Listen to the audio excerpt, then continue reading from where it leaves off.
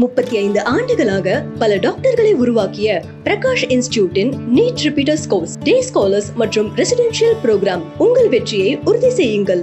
மேற்கு மண்டலம் அதிமுகவின் கோட்டையாக இருந்து வந்திருக்கிறது. இந்த முறை எப்படியும் திமுக அதை கைப்பற்றிடும் அப்படின்னு திரு ஸ்டாலின், முதலமைச்சர் ஸ்டாலின் நம்பிக்கை சொல்றாரு. அது சாத்தியமா? இப்போ மேற்கு மண்டலம் எதுக்காக குறி வைக்கிறாங்க அப்படின்னா, முன்னாள் முதலமைச்சர் எடப்பாடின்றதால அப்படிதான் குறி வைக்கிறாங்க. அதிமுகன்னு குறி வைக்கல. அதிமுக தெற்கு மண்டலத்தில் எந்த அளவுக்கு செல்வாக்கப்போ, மத்திய மண்டலத்தில் எந்த அளவுக்கு செல்வாக்கு, டெல்டா மண்டலத்தில் அப்படி எடுத்துக்கிட்டோம்னா இப்படி பார்த்தீங்கன்னா நிறைய இடத்துல இருக்கும். சென்னை மட்டும் தான் நம்ம எம்ஜிஆர் காலத்துலன்னு சொல்லுவோம். சென்னை மட்டும் பிடிக்க முடியல, பெரிய அளவில் பிடிக்க முடியலன்றது நம்ம சொல்லுவோம். இதான் யதார்த்தம். திரு எடப்பாடி பழனிசாமி அந்த மண்டலத்தை சேர்ந்தவர். மேலும் அந்த பகுதியில் அதிக அளவுக்காக வாழ்கிறவர்கள் கொங்குவேளர் சமூகத்தை சேர்ந்தவர். திரு எடப்பாடி பழனிசாமியும் அதே சமூகத்தை சேர்ந்தவர். ஆகையால இந்த மேற்கு மண்டலம் ஏதோ அவருக்கு சார்பாக இருக்கும் அப்படின்னு திமுக நினைக்குதா? மேற்கு மண்டலம்னு பார்த்தீங்கன்னா எப்போவுமே அதிமுக எம்ஜிஆர் விசுவாசிகள், ஜெயலலிதா அம்மா விசுவாசிகள் கடந்த காலங்களில் இருந்திருக்காங்க. அது இப்போ கன்வெர்ட் ஆகக்கூடிய வாய்ப்பு இருக்கிறது. 19 நாடாளுமன்ற தேர்தலுக்கு ராகுலா மோடியான்ற தேர்தல், அந்த தேர்தலில் அந்த திமுக பக்கத்தில் ஓட்டு விழுந்துச்சு. 2019 அப்படி தானே? தேனியை தவிர மீதி எல்லாம் தோத்தாங்கல்ல. அப்புறம் 2021 எப்படி 75 இடம் வைத்தாங்க, அங்கே 44 இடம் வைத்தாங்க. 68 இடத்துல 44 இடங்கள் மேற்கு மண்டலத்தில் அதிமுக வெற்றி. 24 இடத்துல தான் திமுக வெற்றி. கோவையில் 10 தொகுதியில் 10 தொகுதியுமே அதிமுக வெற்றி. சட்டமன்ற தொகுதினா எடப்பாடியா ஸ்டாலினான் போது எடப்பாடியை தேர்ந்தெடுப்பாங்க, திமுகவா அதிமுகவான் போது அதிமுகவை தேர்ந்தெடுப்பாங்க. ப்ரையாரிட்டி அப்படி இருக்கும். கூட்டணி பலத்தால் தான் நிறைய நேரம் திமுக வெற்றி பெறும் ஒழிய, மற்றபடி கூட்டணி சமநிலையில் இருந்துச்சுன்னா, இல்லை என்றால் தனித்தனியாக நின்றாங்கன்னா அதிமுக தான் வெற்றி பெறும். 50க்கும் மேற்பட்ட உலக நாடுகளில் 100 கோடிக்கும் அதிகமான ஆகாயம் தமிழ் பார்வையாளர்களுக்கு பேரன்பும் திருநன்றி.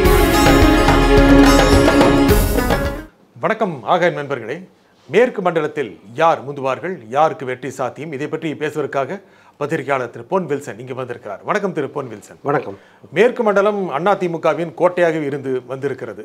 இந்த முறை எப்படியும் திமுக அதை கைப்பற்றிடும் அப்படின்னு திரு ஸ்டாலின், முதலமைச்சர் ஸ்டாலின் நம்பிக்கை சொல்றாரு. அது சாத்தியமா? இல்லை, அது ஏதோ அவர் போகிறதுக்காக சொல்கிறாருன்னு நினைக்கிறேன்.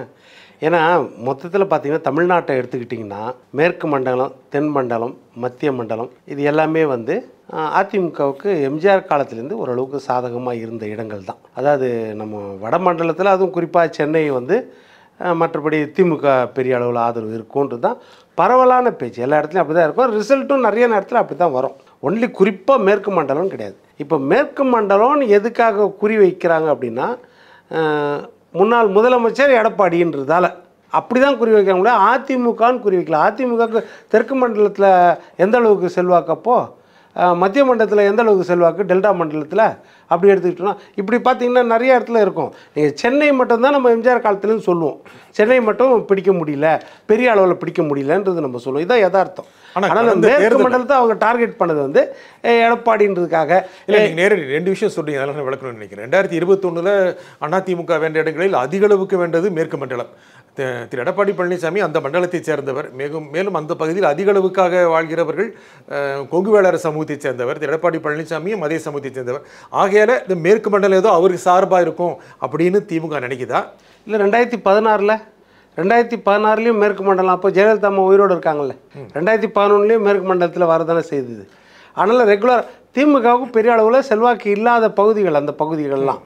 இப்போ எப்படின்னா, அவங்க எடப்பாடின்றதுக்காக அவர் சொல்கிறாரு. எடப்பாடி ஆரம்பித்ததும் மேட்டுப்பாளையத்தில் தான் ஆரம்பித்தார். 7ஆம் தேதி கடந்த ஜூலை தன்னுடைய பிரச்சாரத்தை ஆரம்பித்தது அங்கேருந்து ஆரம்பித்தார். இவரும் இப்போ உடுமலையில் அந்த ஆயிரக்கணக்கான கோடிகள் நலத்திட்ட உதவிகளை கொடுக்குறத அந்த விழாவில் அவர் சொன்னது, இங்கேருந்து தான் அவங்க தோல்வி ஆரம்பிக்க போகுது அப்படின்றதுக்காக சும்மா ஒரு அரசியல் வார்த்தைக்காக சொன்னதை ஒழிய, நீங்கள் மேற்கு மண்டலம்னு பார்த்தீங்கன்னா எப்போவுமே அதிமுக எம்ஜிஆர் விசுவாசிகள், ஜெயலலிதா அம்மா விசுவாசிகள் கடந்த காலங்களில் இருந்திருக்காங்க. அது இப்போ கன்வெர்ட் ஆகக்கூடிய வாய்ப்பு இருக்கிறது. இன்னொரு பக்கம் பார்த்திங்கன்னா பிஜேபி கூட்டணி இருக்கிறது. பிஜேபி கூட்டணியின் போது மேற்கு மண்டலத்தில் பிஜேபியும் ஓரளவுக்கு அங்கே வந்து கடந்த காலங்கள் மற்ற ஏரியாவை விட பிஜேபிக்கு அதிக வாக்கு வந்து மேற்கு மாநிலத்தில் இருக்கிறோம், நம்ம பார்த்துருக்குறோம். அதனால் வந்து இயற்கையாகவே அங்கே வந்து வாய்ப்பு இருக்கிறது. நீங்கள் மொத்தத்தில் பார்த்தீங்கன்னா தமிழ்நாட்டிலே எடுத்துக்கிட்டிங்கன்னா கொஞ்சம் மேற்கு மண்டலம் பற்றி பேசுகிறதா இருந்தால் 2024 நடந்த மக்களவை தேர்தலில் கிட்டத்தட்ட 50 தொகுதிகள் மேற்கு மண்டலத்தில் இருக்கிற சட்டப்பேரவை தொகுதிகள், அந்த அங்கே இருக்கின்ற மக்களவை தொகுதிகளில் அதில் கிட்டத்தட்ட 44 தொகுதிகளில் 46 தொகுதிகளில் சட்டப்பேரவை தொகுதிகளில் திமுக கூட்டணி முன்னிலை பெற்றிருக்கு. ஆகையால் அந்த கணக்கை வைத்து பார்க்கும் பொழுது அடுத்த சட்டப்பேரவை தேர்தலிலும் திமுக மேற்கு மண்டலத்தில் மகத்தான வெற்றி பெறும் அப்படின்னு திமுக சார்பாளர்கள், திமுக சார்பான ஆய்வாளர்கள் தொடர்ந்து சொல்கிறாங்க. 2019 எவ்வளோ வந்துச்சு சொல்லுங்கள்? 2019 முழு ஸ்வீப்பு தான். அப்படியே 2021 என்ன காரணம்? 2021 மேற்கு மண்டலத்தில் யார் வந்தது? அப்போ இல்லை, என்ன காரணம்? 2019 நாடாளுமன்ற தேர்தலுக்கு ராகுலா மோடியான்ற தேர்தல், அந்த தேர்தலில் அந்த திமுக பக்கத்தில் ஓட்டு விழுந்துச்சு. 2019 அப்படி தானே? தேனியை தவிர மீதி எல்லாம் தோத்தாங்கல்ல. அப்புறம் 2021 எப்படி 75 இடம் எடுத்தாங்க, அங்கே 44 இடம் எடுத்தாங்க.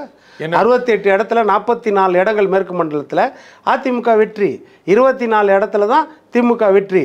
கோவையில் 10 தொகுதியில் 10 தொகுதியுமே வந்து அதிமுக வெற்றி. அதிமுக பாஜக கூட்டணி. ஆமாம், வெற்றி இல்லையா? அதே அதிமுக பாஜக கூட்டணி 2019 தோத்துச்சுல்ல. ஆமாம், அதை யோசிக்கணும்ல. அதான் என்ன காரணம்னு கேட்குறவங்க. நாடாளுமன்ற தேர்தல் வேற, சட்டமன்ற தேர்தல் வேற.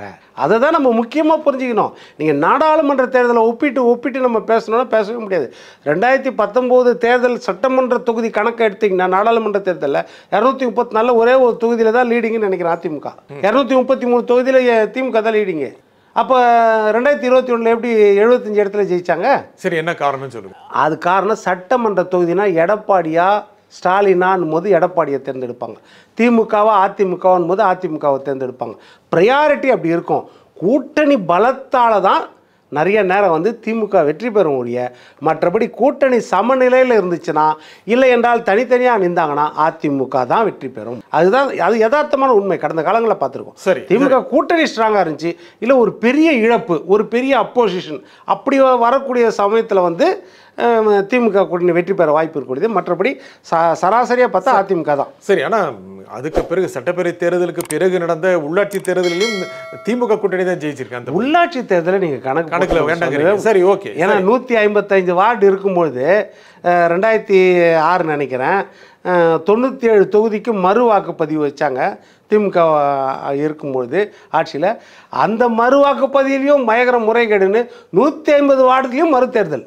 அதில் ஒரே ஒரு தொகுதி தான் ஆம்ஸ்ட்ராங் மட்டும்தான் வழக்கு போட்டு ஸ்டே வாங்கி வச்சாப்புல. அந்த ஒரு தொகுதியை தவிர சென்னையில் இருந்த 154 தொகுதிக்கும் மறுதேர்தல் நடத்தப்பட்டது. அதனால் உள்ளாட்சி தேர்தலை வந்து நம்ம கணக்கு போட முடியாது.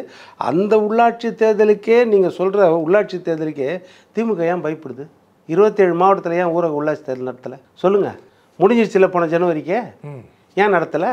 இப்போ திமுக செல்வா கூட இருக்குது, உள்ளாட்சியில் ஜெயிக்கும்னா 27 மாவட்டத்தில் நடக்க வேண்டிய ஊராட்சி தேர்தல் முடிஞ்சிருச்சா இல்லையா? அதை ஏன் நடத்தலை? இப்போ ஏன் நிர்வாகிகளை போட்டு உட்கார வச்சுருக்காங்க? அப்போது பயம் இருக்குதுல்ல, அப்போ தெரியுதுல்ல. நம்மளை பொறுத்த வரைக்கும் ஆன்டி இன்கம்பன்ஸ் இருக்கும்போது திமுக தோற்கிறது இயற்கை. சரி, நீங்கள் இப்போ சொன்னீங்க, உடுமலையில் பேசிய கூட்டத்தில் திரு ஸ்டாலின் சொன்னார் மேற்கு மண்டலத்தில் திமுகவின் வெற்றி இங்கிருந்து தொடங்குகிறது அப்படின்னு. உடனுக்குடனே கிருஷ்ணகிரியிலிருந்து திரு எடப்பாடி பழனிசாமி அங்கிருந்து முழங்கினார், மேற்கு மண்டலம் எங்களுடையது தான் அப்படின்னு. எதுக்காக அங்கிருந்து இங்கே பற்றி பேசணும், மேற்கு மண்டலத்தை பற்றி எதுக்காக பேசணும் அப்படின்னா, திமுகவுடைய பேச்சு, ஸ்டாலினுடைய பேச்சு அண்ணா திமுகவை கலங்கடிக்க செய்திருக்கிறது, திரு எடப்பாடி பழனிசாமியும் தடுமாற செய்திருக்கிறது. சரியா தவறா? ஆக்ஷனுக்கு ரியாக்ஷன் கொடுத்தா எப்படி தடுமாற செய்யுதுன்னு இவர் ஒரு சவால் விடுறாருன்னா அந்த சவாலை ஏற்றுக்கிறேன்னு சொல்கிறது எப்படி தடுமாறுதுன்னு சவாலை ஏற்றுக்கிறாருன்னா அப்போ நம்பிக்கை, தைரியம், ஆற்றல், தெம்பு, தெளிவு இருந்தால்தானே அதை ஏற்றுக்க முடியும். இல்லைன்னா ஏற்றுக்க மாட்டார்ல. அவர் ஏற்றுக்கிறாருல பார்க்கலான்னு சொல்லிட்டு, அப்போது அதில் உண்மை இருக்கிறதால தானே. இப்போ நம்ம பரவலாக பார்த்தா திமுகவை பொறுத்த வரைக்கும் நம்ம இன்றைக்கி என்ன தெரியுமா, நிர்வாகத்தில் ஏகப்பட்ட பிரச்சனை இருக்குது சார். நீங்கள் ஏகப்பட்ட பிரச்சனை, எல்லா பக்கமும் அதிருப்தி இருக்கிறது. எந்த அளவுக்கு இன்றைக்கி பாருங்கள், சென்னை மாநகராட்சி வாசல்லே, ரிப்பன் பில்டிங் வாசல்லே ஆயிரக்கணக்கான தொழிலாளர்கள் உட்காந்து இன்றைக்கி எங்களுக்கு நிரந்தர பணி, கூலியே உயர்த்தி கொடுக்கணும்னு, ஆனால் கூலி படத்துக்கு விமர்சனம் எழுதிட்டு பாராட்டு பத்திரம் பாடிட்டுருக்காங்க. கூலியை உயர்த்தி கேட்குற தொழிலாளிகளை கைவிட்டாங்க. அப்போ எந்த நிலைமையில் இருக்காங்க? இப்போ பேசுகிறதுக்கு ஆள் இல்லையே. இப்போ நீங்களே சொல்லுங்கள், ஹார்ட் ஆஃப் த சிட்டியில், ஹார்ட் ஆஃப் த சென்னை மாநகராட்சியில் முக்கியமாக 5-6 மண்டலத்தில் சேர்ந்த கிட்டத்தட்ட 2000-4000 தொழிலாளர்கள் ஒரே நாளில் நீங்கள் வந்து கான்ட்ராக்ட் கையில் ஒப்படைச்சிடுறேன் அப்படின்றீங்க. அப்படி இருக்கும்போது அதுவும் தற்காலிக தொழிலாளர்கள் அவங்க உட்காந்து 12-13 நாளாக போராடிட்டு இருக்காங்களே. ரெஸ்பான்ஸாக பேசக்கூடிய அமைச்சர்கள் யார்? கேஎன்ஆர் எங்கே? துணை முதலமைச்சர் எங்கே? அந்த தொழிலாளிகள் கூட உட்காந்து பிரியாணி சாப்பிட்டோம், டீ குடித்தோம், டீ வாங்கி கொடுத்தோன்னு சொல்கிறீங்களே, இன்றைக்கும் அவங்க கூட உட்காந்து ஒரு சாதாரண சாப்பாடு சாப்பிட முடியல, போய் உட்காந்து ஒரு பேச்சுவார்த்தை நடத்த முடியல. அப்போ என்ன அர்த்தம்? இப்போ இதில் எவ்வளவு குளறுபடிகள் இருக்குது. அதுதான் நிர்வாக கோளாறு. ஏகப்பட்ட நிர்வாக கோளாறு இருக்குது இந்த ஆட்சியில். ஆனால் அதிமுக கூட்டணி பெருசாக இல்லையே. கூட்டணின்றது ஒரு அம்சம்தான் சார். அதாவது எல்லாம் அப்படி கூட்டணி பெருசாக இருக்குன்னா எதுவுமே செய்ய தேவையில்லையா? எதுக்கு இந்த மகளிர் உரிமை தொகை அதெல்லாம் தேவையில்லையா? கூட்டணி கட்சிகளுக்கு கொடுத்துட்டா போதுமே. எல்லா கட்சியும் கூட்டணி உறுதி பண்ணிட்டா போதுமே, அதுக்கப்புறம் தேவையில்லையா? ஆனால் கூட்டணின்றது வந்து ஒரு ஆடட் அட்வான்டேஜ் தான். தமிழ்நாட்டை பொறுத்த வரைக்கும் அதிமுக திமுக அபோவ் 30% இருக்குதா இல்லையா? சரி, கூட்டணியில் அபோவ் 30% இல்லை, அபோவ் 3% இருக்கிற கட்சிகளே 1-2 சொல்லுங்கள். அபோவ் 3% நம்ம பெரிய அளவில் சொல்ல முடியாது, ஒரு 2 கட்சியும் சொல்லலாம். அப்படி இருக்கும்போது நீங்கள் கூட்டணி எப்படி ஒரு ஆடட் அட்வான்டேஜாக இருக்க முடியும்? அது வந்து ஒரு 10 அம்சத்தில் அது ஒரு அம்சம் நீங்கள் சொல்கிறது கூட்டணின்றது. மற்றபடி கூட்டணி இல்லாமல் ஆன்டி இன்கம்பன்சி எதிர்ப்பு ஓட்டுகள் பெரிய அளவில் இருக்கும் அப்படின்றது. இன்றைக்கி 207 பள்ளிகள் இன்றைக்கு மூடப்பட்டிருக்கு. ஆனால் மாணவர்கள் வந்தால் சேர்க்கப்படும் அப்படின்னு சொல்கிறாங்க. மாணவர்கள் வராதது காரணம் என்ன? வந்தால் சேர்க்கப்படணும் என்னது? இப்போ அதுதானே பிரச்சனை சார். முக்கியமாக நீங்கள் பள்ளியை பற்றி சொல்லிட்டீங்க, மேற்கு மண்டலம் பற்றி பேசிகிட்டு இருக்கோம். மேற்கு மண்டலத்தை பொறுத்தவரை நீங்கள் அதிமுகவின் கோட்டையாக திரு எம்ஜிஆர் காலத்திலிருந்து இருந்து வந்திருக்கிறது. ஆனால் இப்பொழுது திமுக ரொம்ப அதிகம் கான்சன்ட்ரேட் பண்ணுது, அதை பிரேக் பண்ணணும், அந்த அதிமுகவுடைய அந்த இருப்பை, அந்த மொனாப்பிலியை பிரேக் பண்ணணும் அப்படிங்கிறதுக்காக பல்வேறு திட்டங்கள் அங்கே. ஏன்னா முழுக்க அது தொடர்ந்து அதிமுகவுடைய கோட்டையாக இருந்து வந்ததுனால திமுக அதற்கான திட்டங்களை செய்யும்ல. அதிமுக பல தொகுதிகளை கைப்பற்றணும் அப்படி எந்த திட்டங்கள் செய்கிறாங்க அதை சொல்லுங்கள். இன்னைக்கு கூட நீங்கள் சொல்லிருக்கீங்க. இப்போ அதில் பார்த்தீங்கன்னா கிட்டத்தட்ட அவர் வந்து 295 கோடி மதிப்புள்ள 19,795 பேருக்கு பயனாளிகளுக்கு நலத்திட்ட உதவிகள், 182 கோடியில் 35 திட்டங்களுக்கு அடிக்கல் நாட்டு, 950 கோடியில் 60 முடிவுற்ற திட்டங்களை துவக்கினார். எது எந்த அளவுக்கு வந்து துவக்கினார்? இது பொதுமறையாக நம்மளுக்கு கொடுத்துருக்கோம். டீட்டெயிலாக என்ன இது? அதே வந்து எடப்பாடியார் ஆட்சியில் அவர் சொல்கிற விஷயம். அத்திக்கடவு அவிநாசி திட்டம் எப்போ 1950களில் 70 வருஷம் கனவு, அது மாரப்பா கவுண்டர் காலத்திலேருந்து இன்றைக்கு நிறைவேற்றி கொடுத்துருக்கிறார். நடந்தாய் வாழி காவேரி திட்டம் நிறைவேற்றி கொடுத்துருக்கிறார். 26,000 ஆறுகள், ஏரிகள், குளம், குட்டைகள் குடிமராமத்து பண்ணி 26,000 கோடியில் தூர்வாரப்பட்டு, அந்த அத்தனையும் என்னென்னா அந்த சவுடு மண், அந்த மண்ணை கூட செம்மண் நீங்கள் எடுத்துகிட்டு எங்கன்னா வண்டல் மண்ணை உங்கள் நிலத்தில் போட்டுக்கலாம். அது மிகச்சிறந்த உரம், ஒரு நயா பைசா செலவு இல்லாமல். மேற்கு மண்டலத்தில் நம்ம பேசிகிட்டு இருந்தோம். பாஜகவும் பலமான ஒரு கட்சியாக இருக்குது. பாஜகவும் அங்கே வளர்ந்துருது. கோவையில் கூட கடந்த மக்களவைத் தேர்தலில் அண்ணாமலை பயங்கரமான ஃபைட்டு கொடுத்தாரு. அதிமுகவே கொஞ்சம் பின்னால் போயிடுச்சு. அப்படி இருக்கும்போது அங்கே இருக்கும் வாக்காளர்கள் அதிமுகவா பாஜகவா என்று வரும்பொழுது அதிமுகவுக்கு முதன்மை கொடுப்பதை விட பாஜக பக்கம் போயிட்டுருக்காங்களா? அப்படி கிடையாது. பாஜக அது இப்போ திமுக ஆதரவு வாக்குகள் தான் பாஜகவுக்கு ஓரளவுக்கு போயிருக்கலாம் நீங்கள் சொல்கிற மாதிரி. ஏன்னா இப்போ அங்கே விவசாயிகள், நெசவாளர்கள், ஜவுளி தொழிலை பொறுத்த வரைக்கும் அங்கே பெரிய அளவில் இருக்கும். அது நம்ம பார்த்துருக்கோம் நம்ம. அப்போ அந்த ஜவுளி தொழிலை எடுத்துக்கிட்டிங்கன்னா இன்றைக்கி நெசவு தொழிலுக்கு என்ன ஆயிருக்குது? அதாவது அவர் காலத்தில் வந்து ஜெயலலிதா அம்மா காலத்துலேயும் 250 யூனிட் வந்து இலவச மின்சாரம், கைத்தறிக்கு 750 யூனிட்டு இலவச மின்சாரம் கொடுத்தாங்க. இப்போ இவர் வந்த பிறகு 4 முறை மின்சார கட்டணத்தை திராவிட முன்னேற்ற கழகம் ஏற்றிடுச்சா இல்லையா? நம்ம அரசியல் பற்றி பேச நம்ம வந்து மக்கள் திமுகவா பாஜகவா அப்படின்னா பாஜக பக்கம் போயிருக்கலாம். நீங்கள் திமுகவா பாஜகன்னா 2 பேரும் ஒன்றா இணைந்ததுனால கடந்த சட்டப்பேரவை தேர்தலில் இருந்த மாதிரியே ஒரு வலுவான ஒரு ரிசல்ட்டை கொடுப்பாங்கன்னு நினைக்கிறீங்களா? சட்டப்பேரவை தேர்தலில் அதிமுகவுக்கு வலுவான ரிசல்ட் வரும், எந்த கூட்டணி இருந்தாலும் சரி.